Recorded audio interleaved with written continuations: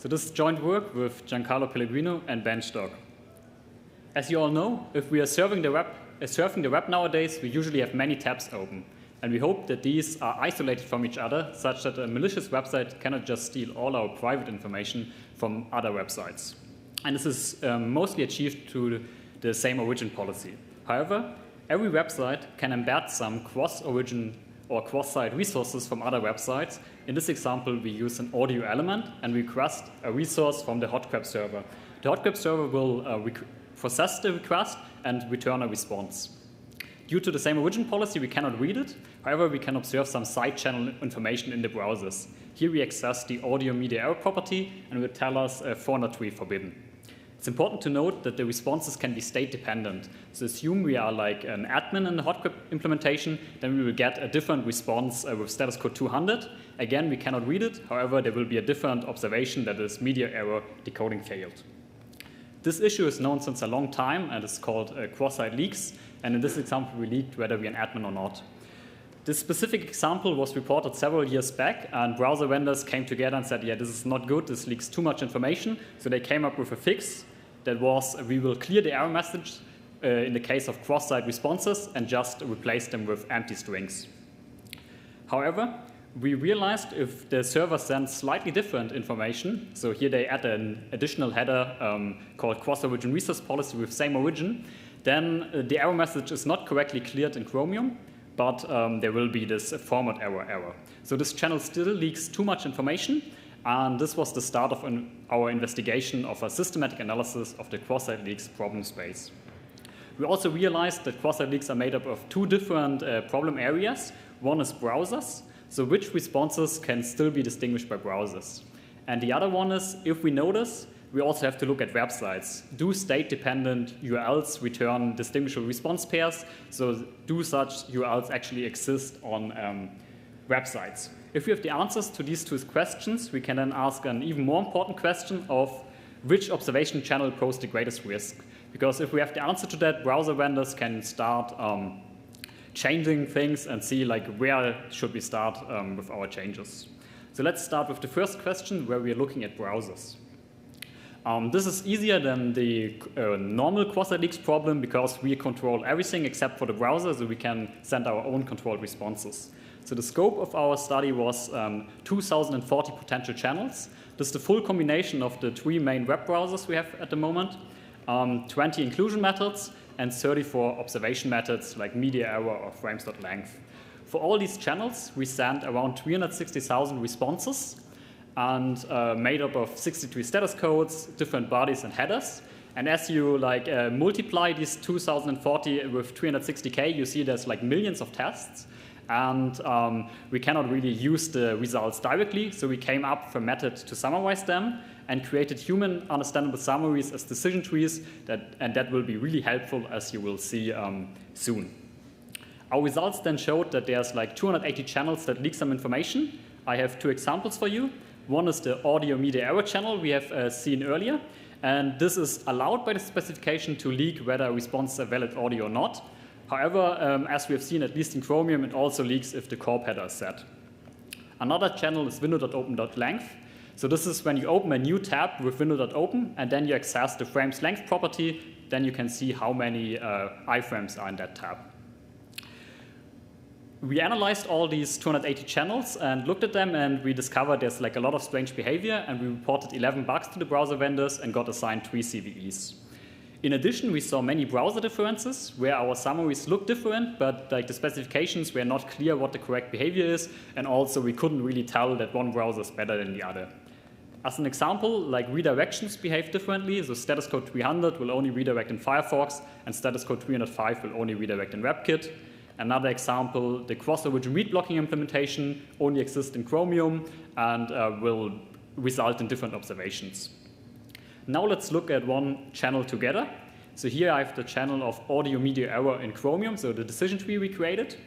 And it looks complicated at first, but we directly see there's 3 outcome nodes. And this is not what is to be expected. There should only be 2, like either no error or like an empty string error. But there's also this other error with format, called format error. And we can also see which responses actually result in this outcome. And this is either when the cross-origin resource policy header set, and also for some status code like 100 and 101. And with this information, the browser vendors can quickly find out where in the code, approximately at least, the issue is located, and then they can try to fix it. Run our tools again, generate a new tree, and see if they completely fixed it or if they forgot, for example, one status code. Most other responses will result in the normal error messages because they're not valid audio. However, our responses also include some valid audio files. There will be no error. And you also see these errors are highlighted in bold. And this is the corp implementation of Chromium that will replace bodies with empty bodies, which are not valid audio, for some content types like application PDF. You might say, okay, this is like a very specific example, and it doesn't really matter for real websites because they won't return such responses, and you might be right. That's why in the second part of our study, we looked at real websites and tried to find which of our channels actually occur. For that, we need to create some state on websites. So we performed 3 experiments. The first is called login detection, so find out whether you're logged in on a website or not. This is the classic cross-site leaked example, but automation is problematic, so it doesn't really scale well if you do it manually. The second experiment we looked at is visit inference, so whether you visited a website earlier or not, which we can easily automate. However, it's unclear if it actually makes any differences for websites. So that's why we came up with a third experiment, which we called cookie acceptance inference. At least if you're from Europe or you attended any of the cookie banner GDPR talks at such conferences, you know about the cookie banners. And usually they come up and you accept them and then they are gone. So we created a tool to automatically accept these banners, and also changes are very likely because the banners will not come again if you accepted them. After we created all these 3 states, we collected responses for all of them on many websites and many URLs. And then we used our decision trees to detect distinguishable response pairs. In the last step, we performed the actual attack in a dynamic confirmation step, and this is necessary as due to same-site cookies or fetch metadata, the responses we collect in step 4 might be different than the ones we collect in step 2. Let's have a look at the results. So for the first experiment, we manually created accounts on 100 websites, and we saw 77% to be vulnerable. For the second experiment, we used the Tranco top 10,000 list, and 15.5% of websites were vulnerable. For our last experiment, we used the same 10,000 sites and could successfully detect and accept cookie banners on around 3,000 websites, and 35% were vulnerable, so more than double the one from the visit inference experiment. And these results clearly show cross-site leaks are still an important problem for the web. However, it doesn't tell us anything about the different channels. So let us have a look at the channels. So for the visit inference experiment, the best working channel by far was the window.open length channel that worked in 745 websites in this example. And this is true for all 3 experiments. The reason is that window.open still works even if the same-site cookies are set to lax, which is nowadays the default in most browsers. And also that the number of frames on a website often changes depending on the 3 states we looked at. Another interesting channel is the Fetch Grad Course Performance API channel that only worked in Firefox. And this was one of the bugs we reported and got assigned a CVE, so this actually shouldn't leak any information, so it leaked redirects, even if they were same origin redirects, and this is now fixed. Another interesting channel is the link style sheet events fired channel, which worked on different websites in Chromium and Firefox, and it just behaves very differently. The specifications do not really tell us how they should behave, but here browser vendors and specification bodies could discuss in the future how these channels should behave. Also, many channels didn't occur at all or just on a very small number of websites, so they are probably not the highest priority at the moment. This is nice for browser vendors. However, web developers ask a different question, and that is, okay, I have 2 responses, can they be distinguished? So for them, we built this response distinguishing oracle. We created it, and you can configure responses with a drop-down menu. And here we use the 2 responses from our example in the beginning. And then you click the distinguish button, and you see, okay, these responses can still be distinguished by many different channels, even though the media error channel was fixed. I also have to say this is our work has some limitation. So this is a prototype implementation. All our numbers reported are lower bounds, so there might be other observation channels and also like other responses that leak information. And also on the websites, we only tested the 3 states and had a limited number of URLs and websites we tested. Also, the window.open based channels, they are not completely stealthy, and they also usually require user interaction. So because by default browsers nowadays, you cannot just open a new tab, you first need the user to click somewhere, and then if you have not an additional bug, then the user might also notice that a new window opened. To sum up what we learned today, so quasi-leaks are still prevalent, and for attackers, usually it's super easy to find vulnerable URLs, as in 30% of all our tests, the landing page itself was vulnerable. We also want to highlight that we believe that the past focus on single response pairs is highly problematic, because it can lead to incomplete fixes, as we have seen in the case of the Chromium audio error case, and also it hides browser differences. So we have tests like the web platform test projects, where it looks like the browsers behave mostly the same, but then you add more tests with other responses and you see there's more differences than expected. And in fact, we didn't have a single channel that behaved the same in all 3 browsers. We also open sourced our tools and hope they can be of help for web developers, researchers, and browser vendors in the future. And with that, I thank you for your attention, and I'm happy to take all your questions. Thank you very much. Questions, indeed?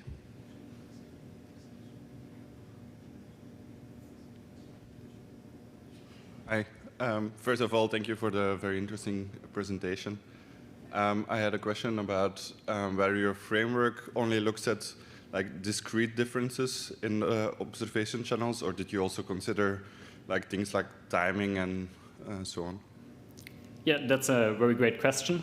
Thanks for that. So we only look at, we didn't look at timing, so we excluded that. And we have some for some observation channels, we have some post-processing step because they have like a lot of outcomes and not like 2 or 3 or 5, but they have thousands, which, for example, they included the actual leaking URL. So we had some post-processing step that it gets discrete again.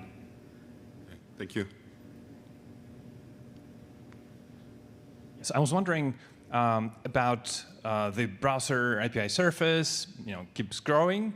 After your paper, probably some new APIs have been added. So what would you think would be a good systematic way to think about this kind of APIs to prevent cross-site attacks in the future? Yeah, that's also a great question. So that's right. So we believe we should like run our tool, like add the API, new APIs there, and test it before they actually get introduced in the browser. So we can already see if they leak information, if they leak more information than the browsers might have believed they leak or not, and also just continuously run it again. Because oftentimes you change something in the browser, and like somewhere completely else where you didn't expect it, you also have changes, and you can see it because the trees will change. Hi, thanks for the talk. I have a question. Can you give me an example about like how this kind of leakage can be used in reality? Yes, thanks. That's also a great question. So because this is like in the browser, for example, if you like visit some illegal websites that you are not allowed to visit in your country, then and you use like VPNs, Tor, whatsoever, so like that you cannot find it out from the network layer. But if you also visit in the same browser, like a government website, they might find out that you visited the website at the same time, or even if that you have an account there or logged in. So this one example, or another one is like a bribery or adultery. So like you visit some adult websites which you don't want to know, or like child pornography, for example, then government can try to find out that you visit them. Thank you. Great. Thanks very much. Let's thank Jannis again.